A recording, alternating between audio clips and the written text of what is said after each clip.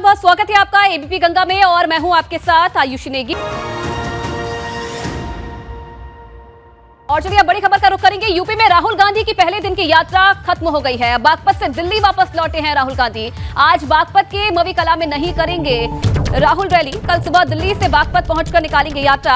अब कल बागपत के मवी कला से राहुल गांधी भारत जोड़ो यात्रा निकालेंगे। तो ये बड़ा अपडेट मिल रहा है। राहुल गांधी की भारत जोड़ो यात्रा को लेकर आज के दिन का समापन हो गया है और अब बागपत से दिल्ली लौट चुके हैं राहुल गांधी। कल सुबह 6 बजे फिर से मवी कला से इस यात्रा की शुरुआत की जाएगी। तो आज से भारत जोड़ो यात्रा का यूपी में आगाज हो गया है। आज का दिन खत्म हो गया है और अब कल सुबह 6 बजे यूपी के बागपत की मवी कला से शुरुआत करेंगे राहुल गांधी यात्रा की। आपको बता दें कि आज रात बागपत में नहीं रुकेंगे और दिल्ली वापस लौट चुके हैं राहुल गांधी। तो राहुल गांधी की भारत जोड़ो यात्रा का आगाज आज यूपी में हो चुका है। 3 दिन तक यूपी के कई जिलों से होकर गुजरेगी भारत जोड़ो यात्रा। और तमाम आपने देखा शुरुआती दौर से ही बड़ी संख्या में जो कार्यकर्ता थे राहुल गांधी के साथ इस यात्रा में शामिल हुए। कई लोग इस यात्रा में शामिल हुए। 3 दिन तक उत्तर प्रदेश के कई जिलों में यात्रा रहने वाली है और आज यात्रा का समापन, पहले दिन का समापन हो गया है और कल अब मवी कला से यात्रा की शुरुआत करेंगे। दिल्ली लौट चुके हैं राहुल गांधी। अब मवी कला से सुबह 6 बजे फिर से कल यात्रा की शुरुआत करेंगे। 3 दिन यात्रा यूपी में ही रहने वाली है। सरोज फिलहाल इस खबर पर और ज्यादा जानकारी के लिए हमारे साथ जुड़ रहे हैं। आज सरोज की अपडेट है राहुल गांधी के कार्यक्रम को लेकर। आज का दिन खत्म हो गया है, यात्रा का समापन आज के दिन का हो गया है। अब कल किस तरीके की तैयारी? देखिए, जो भारत जोड़ो यात्रा है वो बागपत के मवी कला में प्रवेश कर गई है। जो तमाम कार्यकर्ता हैं, तमाम नेता हैं, बेहद उत्साहित नजर आ रहे हैं, बेहद खुश नजर आ रहे हैं, क्योंकि जिस तरीके से भीड़ उमड़ी उस भीड़ ने कहीं ना कहीं कांग्रेस में एक नया उत्साह भरने का काम किया है, एक नई संजीवनी देने का काम किया है और इसी को लेकर ये लोग बेहद उत्साहित नजर आ रहे हैं। हालांकि राहुल गांधी को भी यहाँ मवी कला में ही आकर रुकना था, रात्रि विश्राम करना था, लेकिन राहुल गांधी दिल्ली लौट गए हैं और सुबह 6 बजे मवी कला से ही ये जो भारत जोड़ो यात्रा है इसका फिर से ये शुरू होगी और यहाँ से फिर आगे की तरफ जाएगी। लेकिन जो कार्यकर्ता, जो कांग्रेस के बड़े नेता, जब कन्याकुमारी से 7 सितंबर को ये यात्रा शुरू हुई तो जो लोग उनके साथ चल रहे हैं, इस काफिले के साथ चल रहे हैं, उन लोगों के रुकने की व्यवस्था यहाँ पर अलग की गई है और 8 से 10,000 लोगों के रुकने की व्यवस्था दूसरी जगह की गई है। सुरक्षा के बेहतर इंतजाम है, चप्पे चप्पे पर पुलिस का सख्त पहरा है। तो पुलिस ने अपनी तरफ से जो सुरक्षा का प्लान तैयार किया है, जो रूट डायवर्जन का प्लान तैयार किया है, वो अपनी जगह है। वो बात अलग है कि राहुल गांधी वापस लौट गए हैं पीछे से ही और वो यहाँ मवी कला नहीं पहुंचे हैं, लेकिन कल सुबह राहुल गांधी यहाँ पर पहुंचेंगे और यहाँ से फिर वो सीधे आगे बागपत जाएंगे। बागपत के बाद वो सिसाना जाएंगे और सिसाना के बाद बड़ौत और बड़ौत के बाद वो सीधी उनकी जो यात्रा है कल वो शामली में प्रवेश कर जाएगी और परसों फिर सुबह शामली में इसी तरीके से उनका काफिला आगे की तरफ बढ़ेगा और फिर पानीपत में वो प्रवेश कर जाएगी। लेकिन आज सबसे बड़ी बात जो देखने को मिली कि जिस तरीके से आपने देखा कि दिल्ली में जिस तरीके से भीड़ उमड़ी और भीड़ उमड़ने का जो कारवा है वो आगे तक लगातार जारी रहा, तो शायद जितनी उम्मीद कांग्रेसियों को थी उससे कहीं ज्यादा भीड़ यहाँ पर उमड़ी है, जिसमें कहीं ना कहीं इनकी बातें खिल गई है। बेहद उत्साहित कार्यकर्ता नजर आ रहे हैं। अभी हमारी जो प्रदेश अध्यक्ष है कांग्रेस के ब्रजलाल खाबरे, उनसे बात हुई, उनका सीधा कहना था कि राहुल गांधी की यात्रा में जिस तरीके से सैलाब उमड़ रहा है ये एक बड़े बदलाव के संकेत दे रहा है। और अभी जो पूर्व प्रदेश अध्यक्ष है अजय कुमार लल्लू, उनसे भी बात हुई, उनका ये कहना था कि मेहनत करना हमारा काम है और फल देना भगवान का काम है, फल जरूर मिलने जा रहा है और एक नया सूरज कहीं ना कहीं इस देश में उगने जा रहा है। इस तरह के जो दावे हैं, कांग्रेसियों की बातें हैं। और सबसे बड़ी बात एक और जो निकल कर आ रही है, आप ये देखिए कि जिस उत्तर प्रदेश में कहा जा रहा था कि 3 जिलों तक ये यात्रा होते हुए ही निकलेगी, जबकि 72 जिलों का क्या होगा, वहां पर जो कांग्रेस कार्यकर्ता है उनको कहीं ना कहीं निराशा हाथ लगी है। लेकिन आज जब ये भारत जोड़ो यात्रा बागपत पहुंची है, ऐसे में राष्ट्रीय लोकदल के मुखिया जयंत चौधरी का जो ट्वीट है, उन्होंने राहुल गांधी को तपस्वी बताकर नए सियासी संकेत जरूर दे दिए और उसको लेकर सियासी गलियारों में जो चर्चा है बहुत तेज कर चल रही है कि कहीं दूसरा विकल्प तो जयंत चौधरी नहीं तलाश रहे हैं। तो अभी आप देखिए कि आगे आगे जैसे जैसे कारवां बढ़ता जा रहा है वैसे वैसे सियासत के नए नए रंग, सियासत क्या करवट लेती है, इस तरह की तमाम चीजें देखने को मिलेंगी। लेकिन इतना जरूर है कि बागपत के मवी कला में जिस तरीके से हुजूम उमड़ा, कार्यकर्ता यहाँ पर पहुंचे हैं, उसको लेकर बेहद उत्साहित, बेहद खुश नजर आ रहे हैं। चलिए बिल्कुल सरोज, अब देखने वाली बातें आने वाले दिन बताएंगे कि इस यात्रा से कितना फायदा कांग्रेस को उत्तर प्रदेश में मिलता है। आपका बहुत धन्यवाद तमाम जानकारी देने के लिए। तो कांग्रेस की भारत जोड़ो यात्रा के दूसरे चरण की शुरुआत आज लोनी बॉर्डर से हुई थी। यहां कांग्रेस महासचिव प्रियंका गांधी ने केंद्र सरकार पर जमकर हमला बोला था और राहुल गांधी की छवि खराब करने के लिए सरकार पर गंभीर आरोप लगाए थे। पूरा सत्ता का जोर लगाया गया, सरकार ने 1000 करोड़ रुपए खर्चे इनकी छवि को खराब करने के लिए, लेकिन ये सच्चाई से पीछे हटे नहीं। इन पे एजेंसियां लगाई गई, ये डरे नहीं। होता है अडानी जी, अंबानी जी ने बड़े से बड़े नेता खरीद लिए, देश के सारे पीएसयू खरीद लिए, लेकिन मेरे भाई को नहीं खरीद पाए और ना कभी खरीद पाएंगे। कल है मुझे इन पर, कोई मुझे पूछ रहा है कि आपके भाई को ठंड नहीं लगती, छोटी सी टी शर्ट पहन के चल रहे हैं ठंड में। ठंड से इन्हें बचाओ। किसी ने मुझे कल कहा भाई ठंड से इन्हें बचाओ, जैकेट तो पहनवा लो। फिर किसी ने मुझे पूछा कि आपको डर नहीं लगता इनकी सुरक्षा के लिए? अब कश्मीर जा रहे हैं, पंजाब से गुजरेंगे, तमाम लंबी यात्रा करेंगे कश्मीर तक, डर नहीं लगता? तो नहीं, मेरा जवाब ये है कि ये सत्य का कवच पहन के चल रहे हैं। भगवान इनको सुरक्षित रखेगा। ये जो भारत जोड़ो यात्रा है, ये जोड़ने की बात करती है, लेकिन भूलिए मत ये किस लिए बात कर रही है। ये इसलिए कर रही है कि जब एकजुट देश बनेगा, जब ही मजबूत होगा, जब आप सब साथ होंगे, तभी आप इस सरकार से अपना हक मांग पाएंगे। जब तक आपको बिखेरा जाएगा, आपको अलग किया जाएगा, तब तक आपका ध्यान अलग अलग मुद्दों पर आकर्षित कर पाएंगे। और आपका ध्यान केंद्रित होना चाहिए आपके रोजगार पर, महंगाई को कम करने पर और विकास पर। यही आपकी मांग होनी चाहिए। वहीं राष्ट्रीय लोक दल ने भी कांग्रेस की भारत जोड़ो यात्रा को लेकर शुभकामनाएं दी है। एक तरफ जहां रालोद अध्यक्ष जयंत चौधरी ने ट्वीट करके सलाम संदेश दिया, तो वहीं रालोद विधायक मदन भैया ने भी कहा कि इस यात्रा से कांग्रेस को भरपूर फायदा मिलेगा। हर वो शख्स जो दबा है, कुचला है, परेशान है, वो इस यात्रा का समर्थन कर रहा है और हर किसान और कमेरा वर्ग इसका समर्थन कर रहा है। हम भी इसका भरपूर समर्थन कर रहे हैं और हमें उम्मीद है आगामी सत्ता परिवर्तन में ये यात्रा सहायक सिद्ध होगी। इधर डिप्टी सीएम ब्रजेश पाठक ने भी कांग्रेस की भारत जोड़ो यात्रा पर तीखा हमला बोला है। साथ ही राहुल गांधी समेत सभी नेताओं पर तंज कसे और कहा कि देश की एकता, अखंडता के खिलाफ रहने वाले लोगों को भी इस यात्रा में शामिल किया गया है।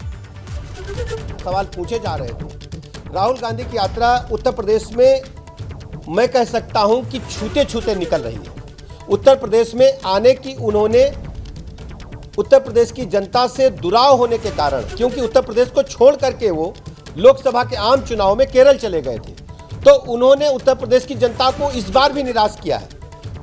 वो उत्तर प्रदेश के किनारे किनारे निकल रहे हैं और वो कांग्रेस पार्टी और वो उनके नेता जो लगातार देश को तोड़ने की बात करते थे, देश को विध्वंसक शक्तियों के साथ हाथ मिलाने का काम करते थे, टुकड़े टुकड़े गैंग के साथ खड़े होने की बात करते थे, वो लोग भारत जोड़ो यात्रा का छद्म नाम देकर करके लोगों को गुमराह करने का प्रयास कर रहे हैं।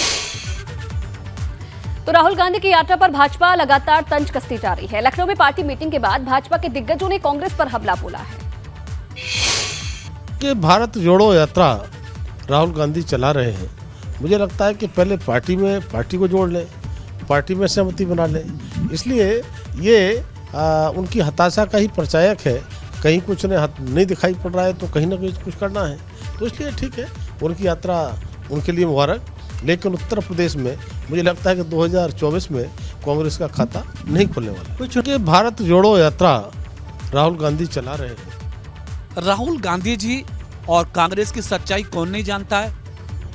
जिस कांग्रेस पार्टी ने 50 साल भारत के केंद्र, भारत के प्रदेशों में सरकारें चलाई हो, जिनका पूरा केंद्र बिंदु परिवारवाद रहा हो, भ्रष्टाचार रहा हो, आज वो यात्रा करके यूपी के लोगों को गुमराह नहीं कर सकते हैं, बहका नहीं सकते हैं। सबको मालूम है कि राहुल जी खुद अपनी सीट उत्तर प्रदेश में हार गए। कांग्रेस पार्टी का मूल वोटर, कांग्रेस पार्टी का मूल सेंटर पार्ट, कांग्रेस पार्टी की विचारधारा को लोग भूल गए हैं। सबको मालूम है कि ये ऐसी पार्टियां है जो एक परिवार के इर्द गिर्द घूमती रही है, इसीलिए तो मोदी योगी को लोगों ने पसंद किया।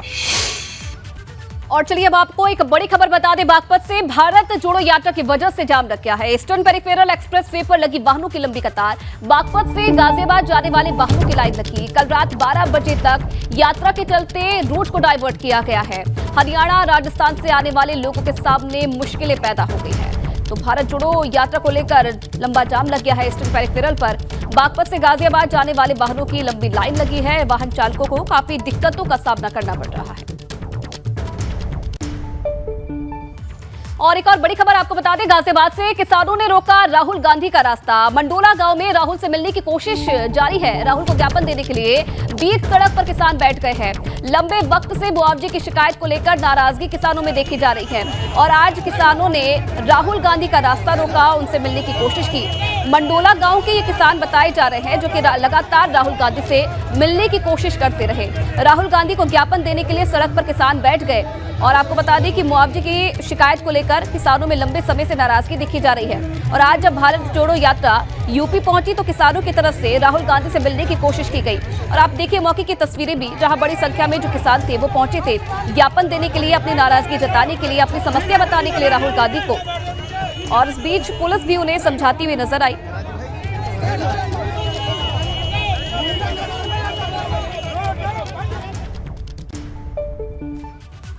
और चलिए आगे बढ़ेंगे तो यूपी में जल्द नया अभियान शुरू करने वाली है भाजपा ओबीसी मोर्चा ने बैठक में रणनीति बनाई है। विपक्ष के पिछड़ा विरोधी आरोपों का जवाब देगी भाजपा। यूपी के सभी जिलों मंडलों में अभियान चलाने की तैयारी की जा रही है। नरेंद्र कश्यप के आवास पर बैठक में रणनीति बनी है। बीजेपी ओबीसी मोर्चा के प्रदेश अध्यक्ष और राज्य मंत्री नरेंद्र कश्यप के आवास पर आज ओबीसी मोर्चा के पदाधिकारियों की बैठक हुई। बैठक में यह तय हुआ है कि विपक्ष जिस तरह से बीजेपी पर पिछड़ा विरोधी होने का आरोप लगा रहा है, उसे लेकर प्रदेश के सभी जिलों और मंडलों में ओबीसी मोर्चा अभियान चलाकर विपक्ष का झूठ का पर्दाफाश करेगी।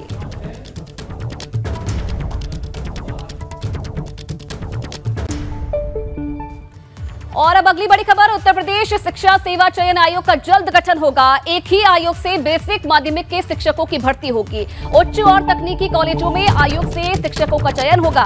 एक आयोग के लिए मुख्यमंत्री ने दिशा निर्देश दे दिए हैं और नया आयोग ही कराएगा टीईटी की परीक्षा।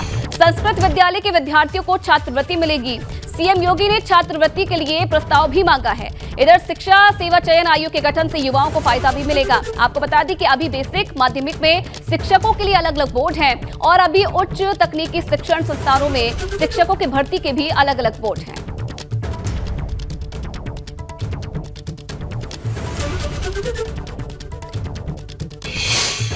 बात करेंगे दो बाहुबलियों की, जहां गाजीपुर में एक को झटका लगा तो दूसरे को राहत मिली है।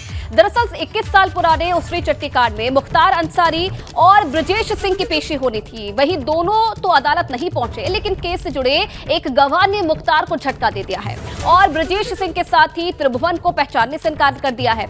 अब मामले की अगली सुनवाई 10 जनवरी को होगी।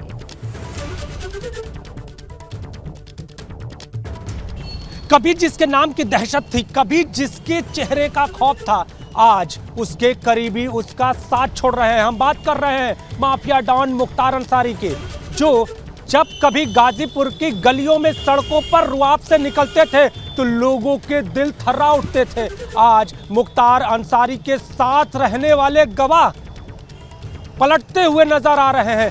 बात अगर गाजीपुर जिला न्यायालय की कर ले तो 2001 के उसरी चट्टी कांड में गवाह तौकीर ने आज ब्रजेश सिंह और त्रिभुवन सिंह को पहचानने से इनकार कर दिया। इसके साथ ही उसने अनिल सिंह को पहचाना। लेकिन बड़ा सवाल ये उठता है कि जो गवाह 2001 में जब 161 का बयान होता है और उस दौरान ब्रजेश सिंह और त्रिभुवन सिंह को पहचानता है, वो अब पीछे क्यों हट रहा है? क्या डॉन का खौफ कम हो रहा है? क्या डॉन के करीबी उसका साथ छोड़ रहे हैं? क्या डॉन के अपराध वाली कमर कहीं ना कहीं टूटती नजर आ रही है? कैमरामैन विशेष के साथ नीतीश कुमार पांडे, एबीपी गंगा, गाजीपुर। इसकी प्रति पुलिस अधीक्षक गाजीपुर को और जिलाधिकारी गाजीपुर को और बादा जेल अधीक्षक को भी माननीय न्यायाधीश महोदय द्वारा प्रेषित की गई है। तो आदेश के अनुपालन न करने पर मुझे तो ऐसा संदेह हो रहा है कि जेल अधीक्षक द्वारा जो है वह मुलजिम को ब्रजेश सिंह और त्रिभुवन सिंह को बचाने के लिए मुख्तार अंसारी जो कि गवाही देने के लिए दृढ़ संकल्प हैं, ऐसी स्थिति में अभियुक्त को बचाने के लिए ये कोशिश हो रही है कि मुख्तार अंसारी की गवाही न हो सके न्यायालय में और अभियुक्त को इसका लाभ मिल सके। मुख्तार अंसारी मामले में आज जो सुनवाई हुई उसके बारे में हम जानना चाहेंगे कि आज कोर्ट में क्या हुआ। आज आना था उनको, उनकी ओर से और ब्रजेश सिंह की ओर से, तो क्या है, उनको गवाही करनी थी, ब्रजेश सिंह को भी आना था, दोनों लोग नहीं आए, हुआ क्या?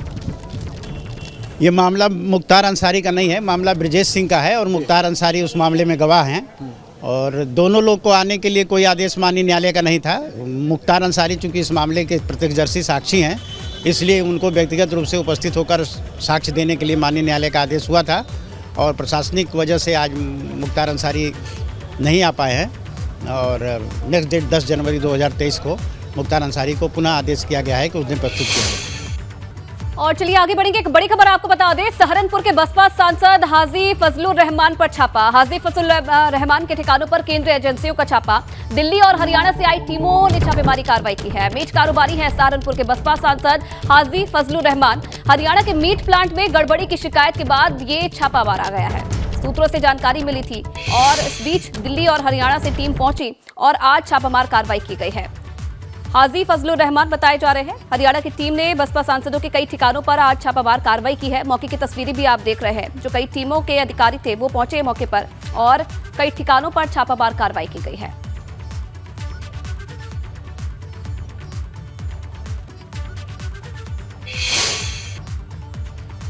और अब हापुड़ से बड़ी खबर, मीट प्लांट पर इनकम टैक्स की छापेमारी। Reban food private limited company में आयकर का छापा। आयकर विभाग के करीब 40 अधिकारी टैक्स चोरी की जांच कर रहे हैं। आयकर विभाग की टीम ने जरूरी जानकारी भी जुटाई है। ये बड़ी जानकारी मिल रही है। Reban food private limited company में आयकर टीम ने छापेमार कार्रवाई की है। आयकर विभाग के करीब 40 अधिकारी मौके पर पहुंचे और जांच कर रहे हैं। टैक्स चोरी को लेकर शिकायत मिली थी जिसका आयकर विभाग अब जांच कर रहा है। कई जो दस्तावेज हैं उन्हें भी खंगालने की कोशिश की जा रही है और जरूरी जानकारी जो है वो भी जुटाई जा रही है।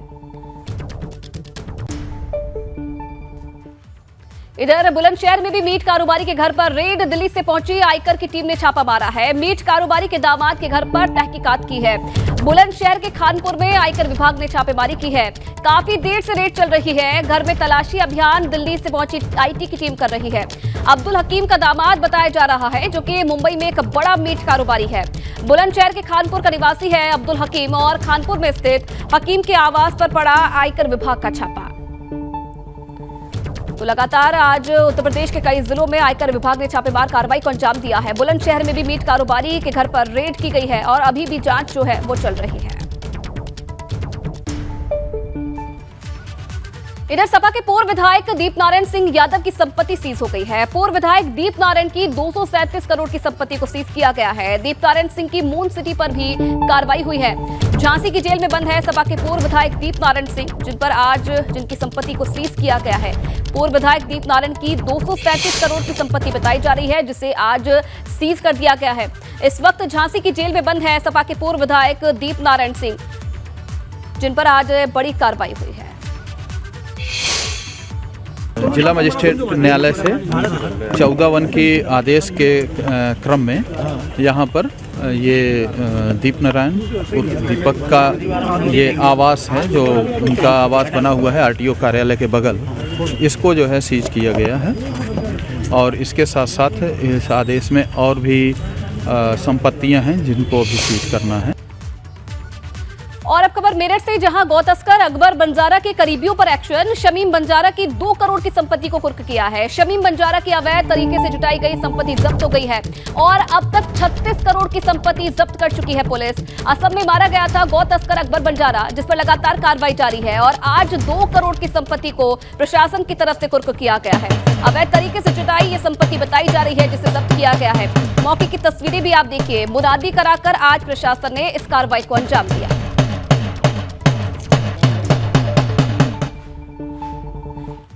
और चलिए इसी के साथ फिलहाल इस बुलेटिन में इतना ही। तमाम खबरों के लिए आप बने रहिए एबीपी गंगा के साथ।